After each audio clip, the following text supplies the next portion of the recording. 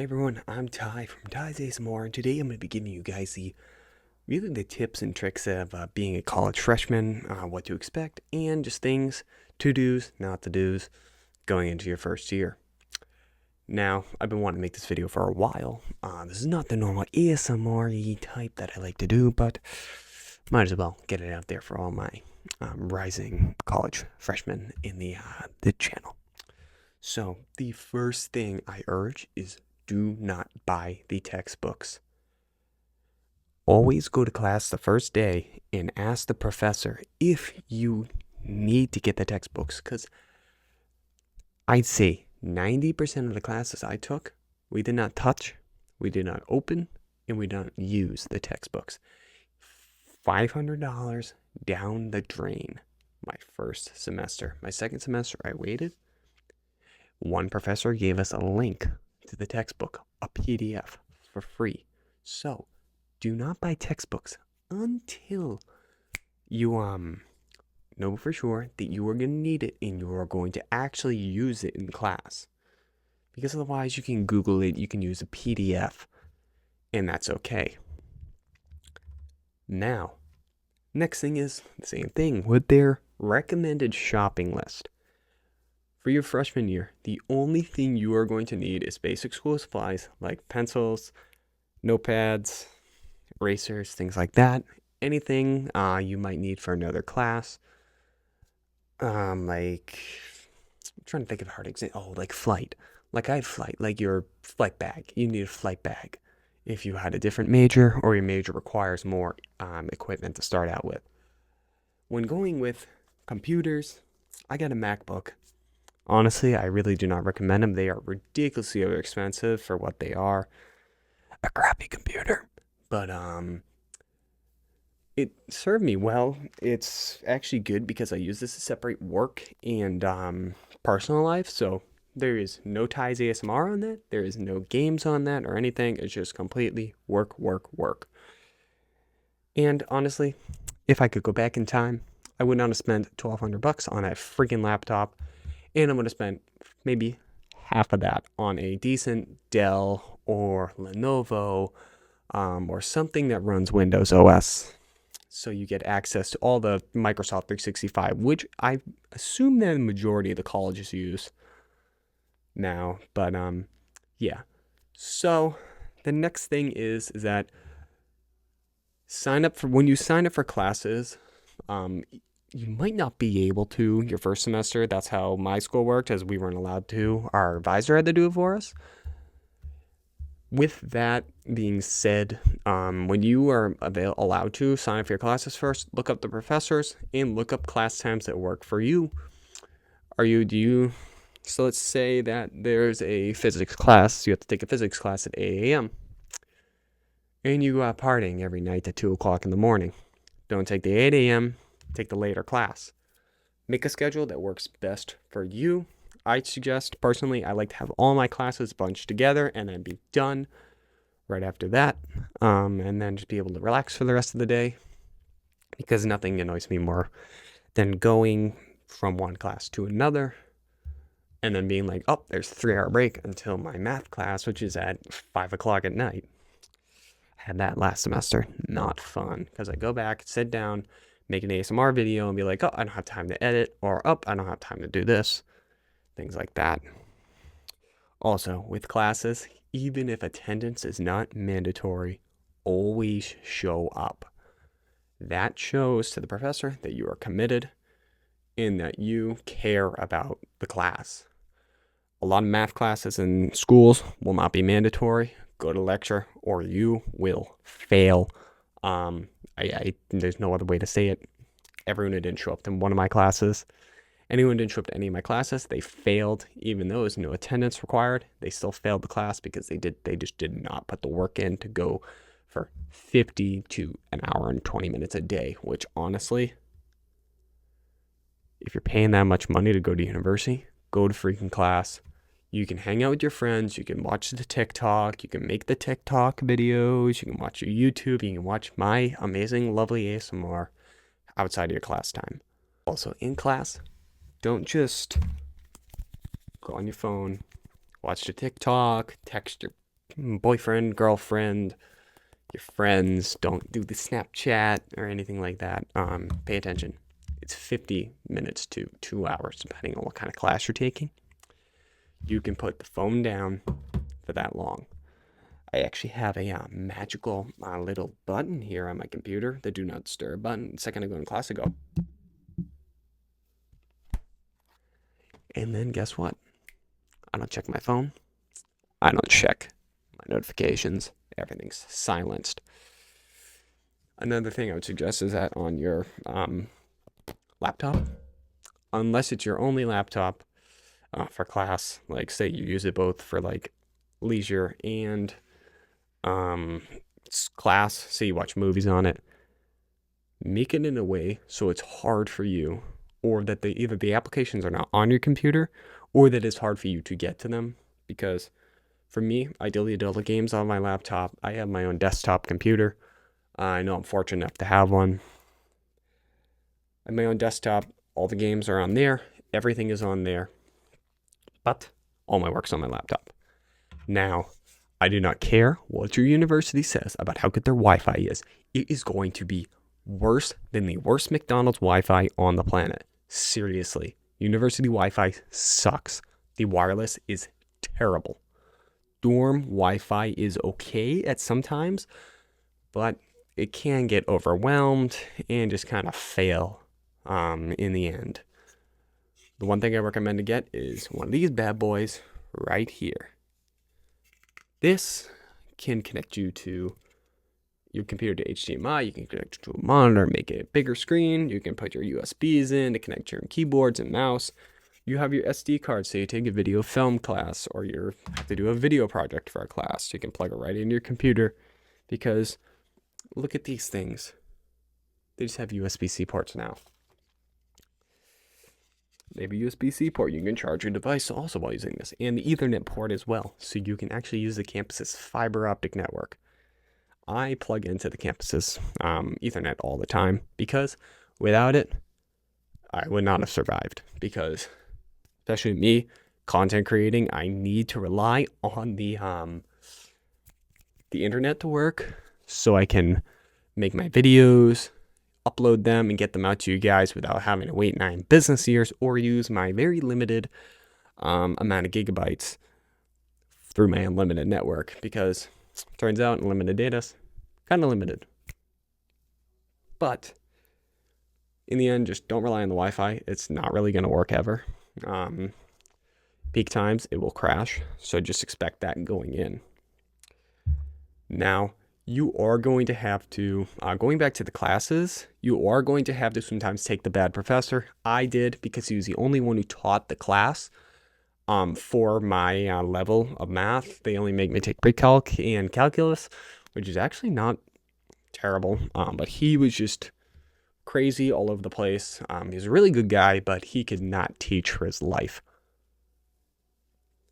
So sometimes you're just going to have to take the bad professor, and I know it does suck, but once you get that class down below your belt, try your hardest and get a passing grade. And make sure you study too. A lot of people come from high school where they didn't really need to study. Personally, I never really needed to study in high school. I did generally pretty well. I had mostly all A's and some B's just from like not studying at all. If I had studied more, I probably could have had straight A's in college. But not college, in high school, I mean. But when you get to college, study, because it's a lot different. It's a lot different way. The material's different, and you need to study. You can't just go to class. You have to learn on your own too. There's an on your own aspect. So if the professor provides a study guide, do it. If not, go do practice problems, things like that. Make yourself as prepared as possible to take the test. I am lucky enough to have a major where almost all my tests are online, and they have a software where I can make practice test after practice test after practice test after practice after practice, and you get it, and so on. But yeah, just study, study, study, study, study. That's my advice. Like, that's the end of the classes thing. So now, when you get there, you're gonna have to go through freshman orientation. It really depends on what school you go to. Yours could be up to a week, it could be a weekend, it could be half a week. Who knows?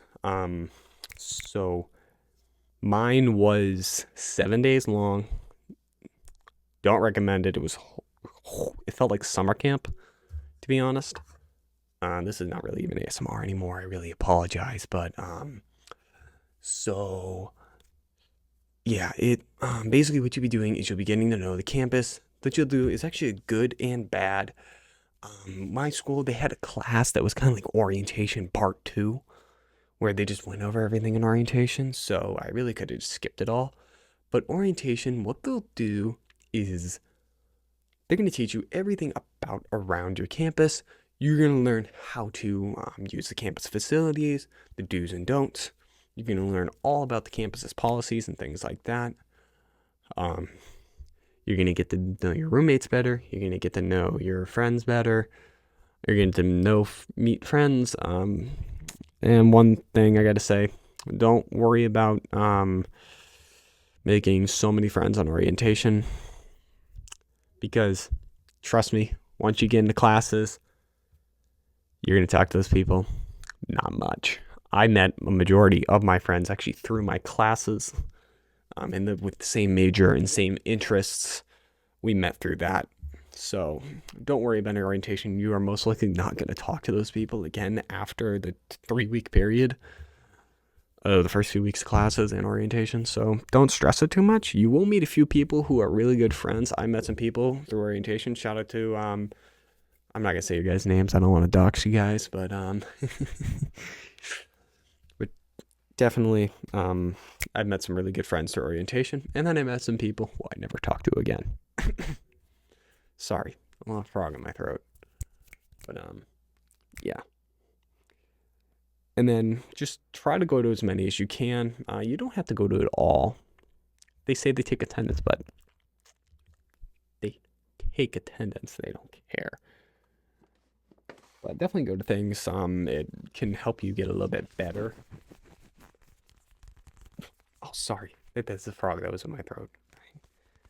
So you guys know I wasn't lying. But yeah. Okay, I'm gonna stop being an idiot. I'm too tired for this.